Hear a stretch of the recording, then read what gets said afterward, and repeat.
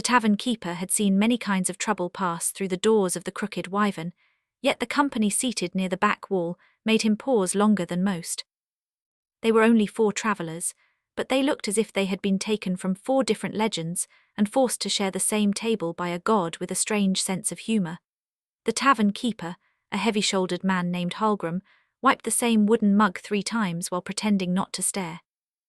The first was a noble elf with the golden complexion of a sunlit temple statue. His skin carried a warm copper hue beneath the candlelight, and when the fire in the hearth shifted, hints of red seemed to wake across his cheekbones like embers beneath polished bronze.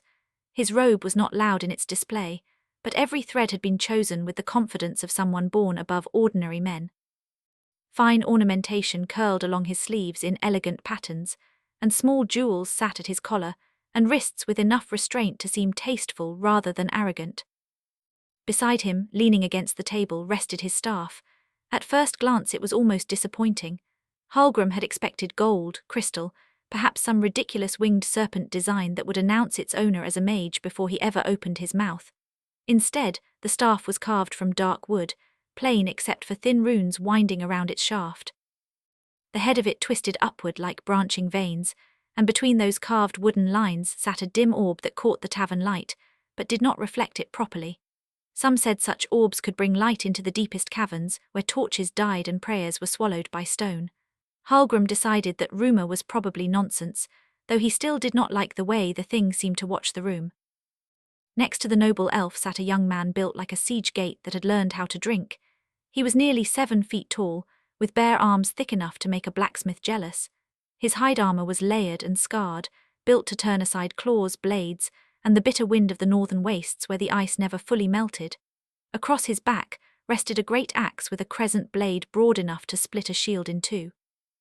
The carvings along its handle were old tribal marks from beyond the Frostjaw Mountains, where barbarians named Storms fought wolves barehanded and laughed at kings who needed castles to feel safe.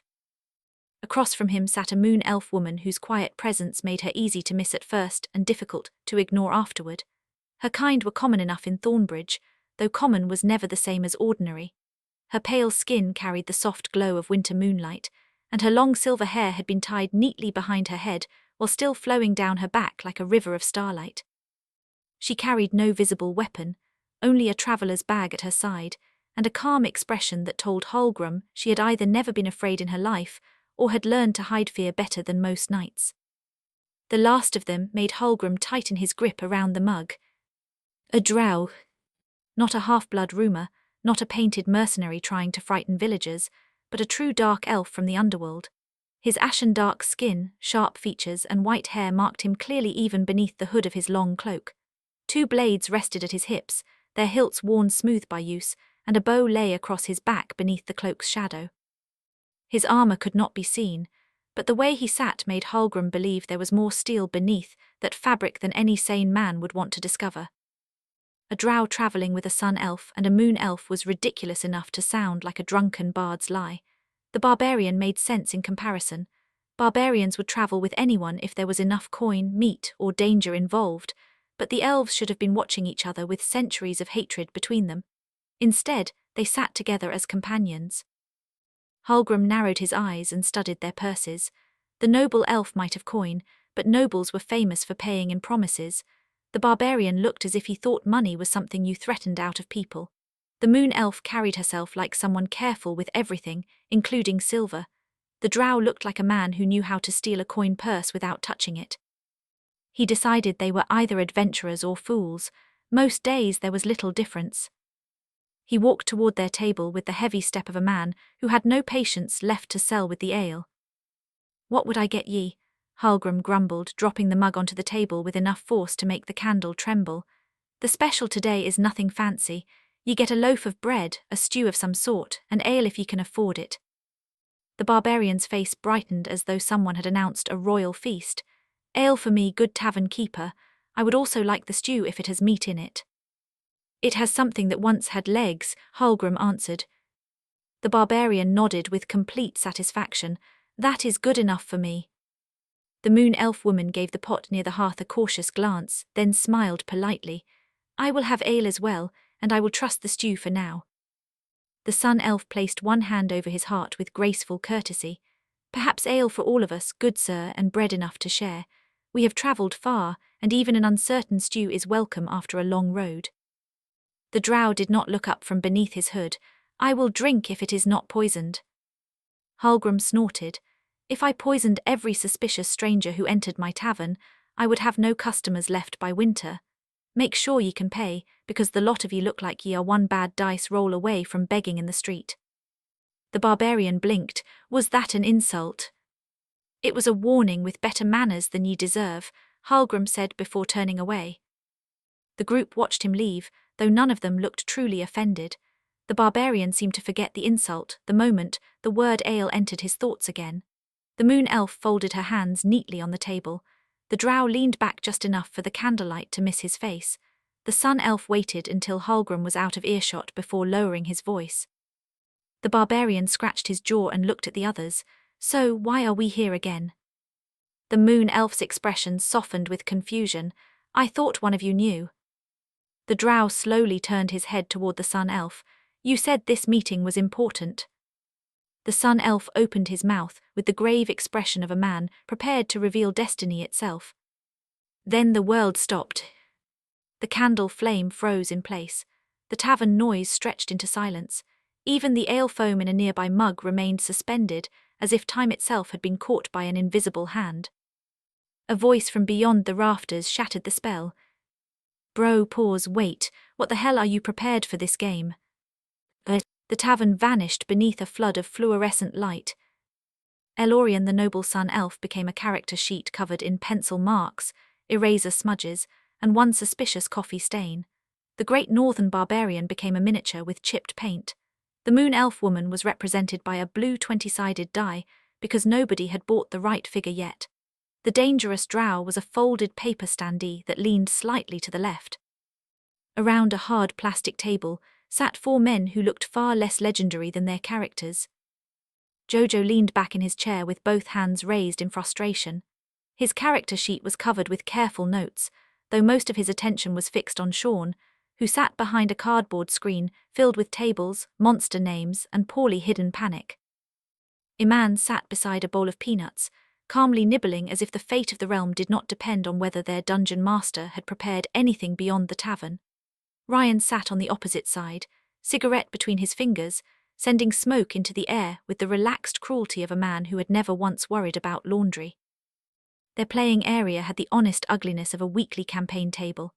There were soda rings dried into the plastic, dice scattered between crumpled snack wrappers, an ashtray filled with old cigarette butts, and several folders swollen with loose papers. A battle map lay rolled halfway open, showing a forest that had been drawn 3 sessions ago and reused twice already as a swamp, and once as a haunted battlefield. Jojo pointed at Sean with the accusation of a man who had given up one evening of peace for adventure. "Sean, be honest with us. Did you prepare tonight's quest, or did you only prepare the tavern keeper's attitude?" Sean searched through his folder with increasing desperation. "I prepared something, I just misplaced the printed copy." Iman cracked another peanut and looked completely unimpressed. "You always say that right before we spend 2 hours buying rope." Ryan exhaled smoke and smirked. "Buying rope is important. One day the rope will save us and Jojo will apologize to every general store owner in the kingdom." Jojo turned toward him and waved the smoke away. "Ryan, direct your smoke away from me. My wife will smell it on my shirt again." Ryan lifted his cigarette slightly and leaned back. "Bro, your wife already knows it is us and not you." "That does not help me when she is holding her wushu sword near the doorway," Jojo said.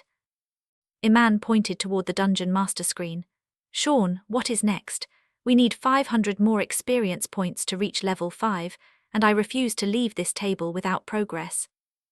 Sean finally pulled out a crumpled sheet that had been folded between 2 old maps. His eyes scanned it with the intense focus of a scholar discovering forbidden magic. "I think I found something that works," he said. "There is a cave quest here. Retrieve treasure from an abandoned dragon shrine. Reward is 20,000 gold and 1,000 experience points." Iman stopped chewing. 20,000 gold. Ryan tilted his head. "That sounds like a trap." Jojo leaned closer. "That sounds like a trap with good benefits." Sean picked up his own cigarette, lit it, and took a quick puff as if smoke could summon confidence. It is perfect for your level. If you survive, you all reach level 5. Iman tapped his sheet. Does that include my crafting points? Sean frowned. What crafting points? The ones for enchanting my staff. You have not enchanted your staff yet. I said I was preparing to enchant it. Sean rubbed his forehead. Stuff like that is exactly why I need the printed copy. Iman spread his hands. You are the DM, bro, you should know my stuff. Sean looked at him over the top of the screen. I am the DM, not your accountant. Ryan laughed quietly. That is the most honest thing you have said tonight. Sean straightened his papers with the authority of a man rebuilding a kingdom from trash. Whatever, dude, game. The fluorescent light faded. The soda stains became shadows. The plastic table became dark oak beneath candlelight. Dice became fate again. The crooked wyvern breathed back to life.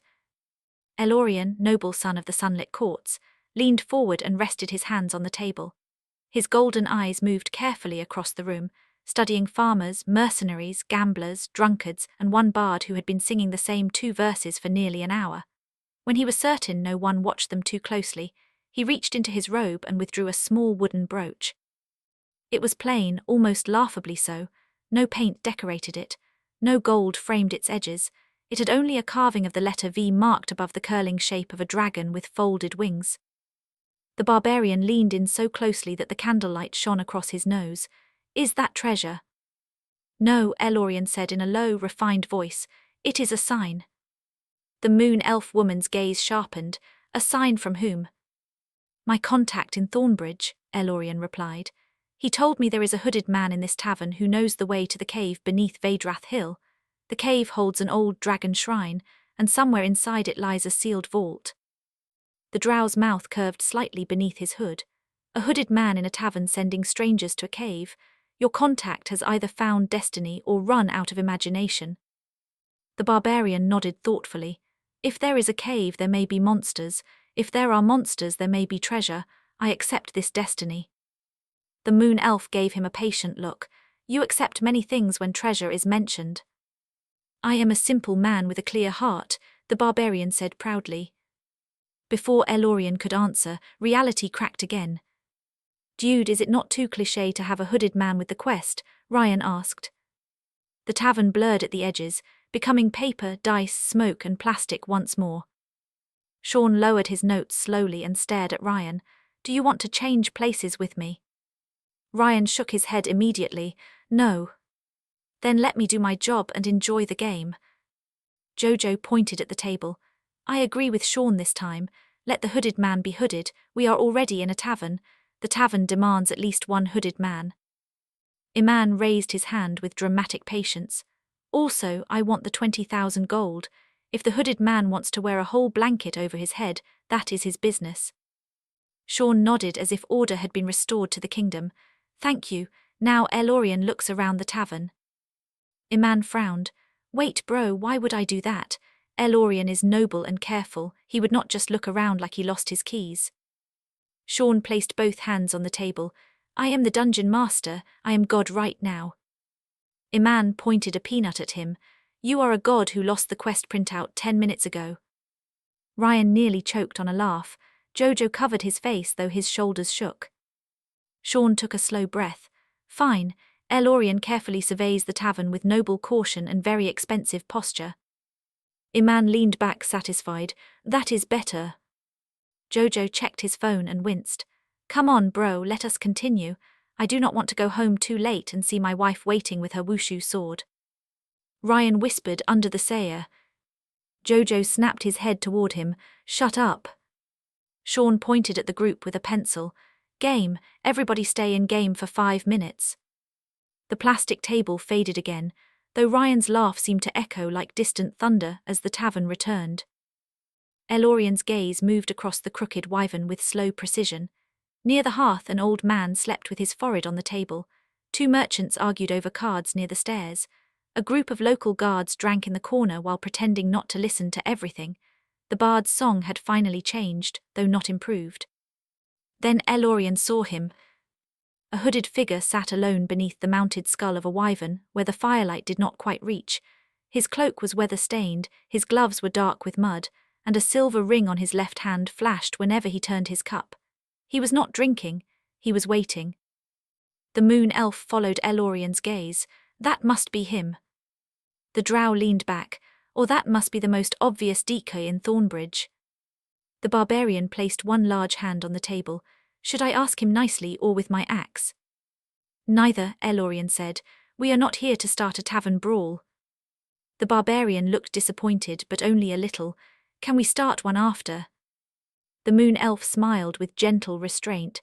Perhaps we should survive the conversation first. Elorian rose from his seat, smoothing the front of his robe as if approaching a royal audience rather than a suspicious stranger in a cheap tavern. The drow stood as well, silent as a drawn blade. The moon elf followed with calm dignity, while the barbarian brought his mug because leaving ale behind was apparently against his moral code. As they approached, the hooded man lifted his chin. You carry the mark, he said. Elorian placed the wooden brooch on the table between them. We were told you could guide us to Vhorvocian Hill. The hooded man's fingers tightened around his cup. Many seek the hill, few return from the hollow beneath it. The barbarian brightened. That means the treasure is still there. The hooded man stared at him. That means the dead are still there. The barbarian considered this with honest seriousness. Dead men do not spend gold. The drow gave a quiet sigh. I fear I am beginning to understand him. The hooded man looked at each of them in turn, and when his eyes reached the drow, he paused longer than necessary. The air around the table grew tighter. Old hatred and old fear gathered in the silence, the kind that kingdoms tried to bury beneath treaties and songs. The moon elf spoke first, her voice soft but firm.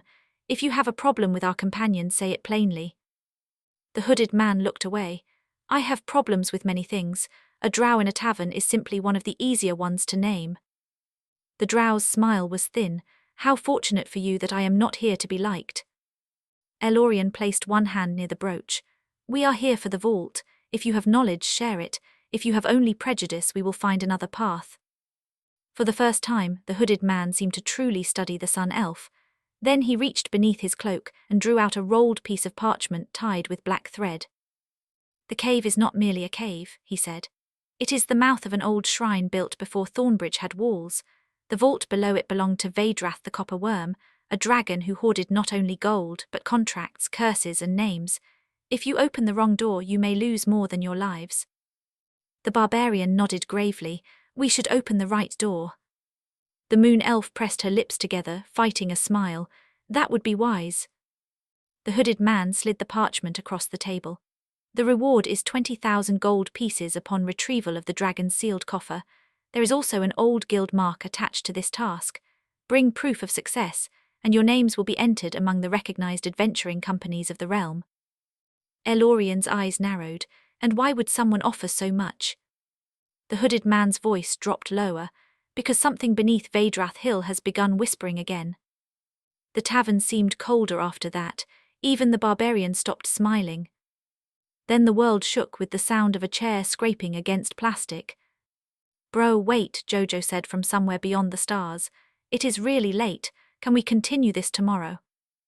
The hooded man, the tavern, the brooch, and the whispering cave all dissolved into the humble chaos of Sean's backyard table.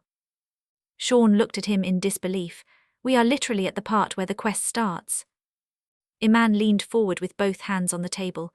Joe, come on, we are about to go on an adventure. The cave is whispering. That is quality content. Jojo raised his phone so they could see the time. My wife is also whispering through text messages, and hers are more dangerous than the cave. Ryan stood and stretched, cigarette hanging from the corner of his mouth. I am fine stopping here. I have to go to a party and meet some girls. My alcohol belly is running dry and the ladies are waiting for me. Iman gave him a flat look. Nobody who says alcohol belly has ladies waiting for him. Ryan pointed at him. That is jealousy speaking. Sean gathered his papers with reluctant surrender. Fine, we continue tomorrow. I will fix the notes, prepare the cave properly, and make sure the dragon shrine is not just a hallway with 3 goblins. Jojo began packing his dice. Thank you, that is all I ask from a god. Iman sighed and slid his character sheet into a folder. Fine then, I will go back to my console and level up there since my tabletop destiny is delayed. Sean looked around the table. Tomorrow, same time if everyone is free, I will text Neil and Jason too. Maybe they can join as a cleric and a paladin because honestly you people need healing and adult supervision.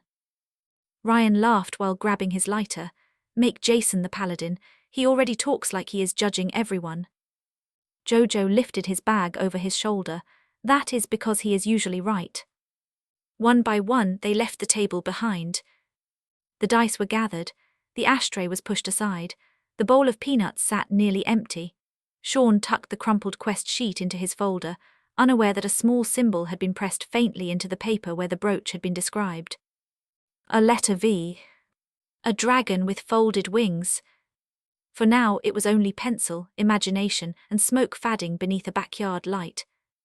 The four friends parted in their own directions, laughing, complaining, and already arguing through messages before they reached the end of the street. None of them knew that the game they had postponed was not finished waiting for them. Somewhere far from plastic chairs and stained tables, beneath a hill that did not exist on any real map, something old stirred in the dark. And when tomorrow came, their true adventure would begin.